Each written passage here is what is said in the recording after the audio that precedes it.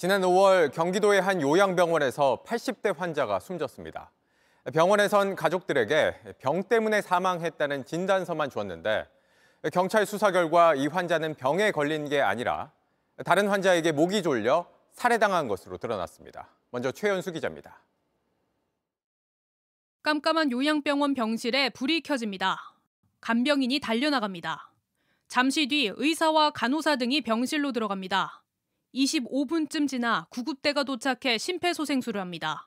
지난 5월 경기도 의왕의 한 요양병원에서 80대 여성이 숨졌습니다. 유족은 병원에서 연락을 받고 급히 병원으로 갔습니다. 그리고 사망 원인에 병사라고 적힌 사망 진단서를 받았습니다.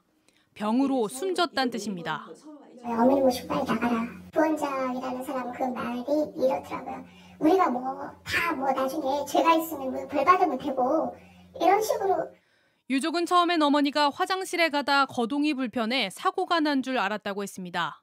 그런데 시신에서 수상한 흔적이 나왔습니다. 제가 그 당시에 간호팀장이라는 사람한테도 어머니 목 뒤에 이거 다 멍인데 이게 뭐냐 얘기를 했었어요.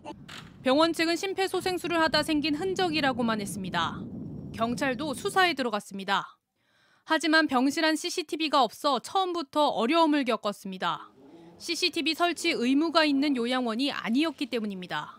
그러다 겨우 병실 쪽을 비추는 복도 CCTV 사각지대에 또 다른 환자 A씨와 숨진 여성 단 둘이 있었던 사실을 확인했습니다. 또 국립과학수사연구원에서 사인이 목졸림에 의한 것이라는 소견을 받았습니다.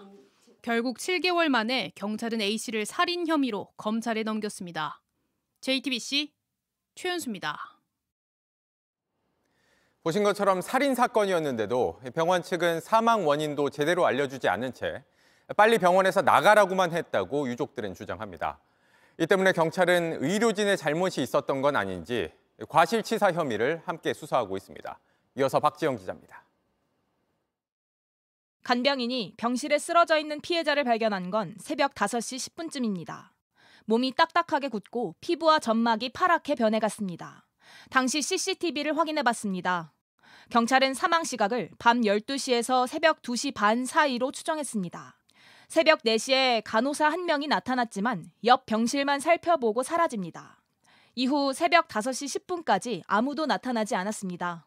여기는 들어가지도 않고 휙 지나가더라고요. 새벽 3시에 돌아야 될 그 라운딩 자체가 없었어요. 새벽 회진이 빈 틈에 사건이 벌어졌고 사후 조치도 늦었다는 주장입니다. 유족은 평소에도 위험이 있었다고 했습니다. 본인을 무시한다? 이런 기능으로 받아들이고 혼자서 막 불만을 토로하고 화를 내고. 유족들은 고소장에서 두 사람의 병상 간격을 조금 넓힌 것 말고는 다른 노력을 하지 않았다고 주장했습니다. 저희 어머니가 소변을 언제 보시고 이랬다고 다 일일이 체크를 다 했답니다. 또 사건 당일 응급처치를 했던 의료진도 아르바이트를 하던 현직 군의관인 사실도 뒤늦게 드러났습니다. 경찰은 요양병원 의료진의 과실치사 혐의도 수사하고 있습니다.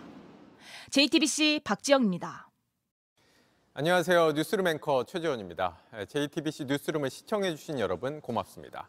더 많은 소식은 JTBC 뉴스 채널에서 만나보시기 바랍니다.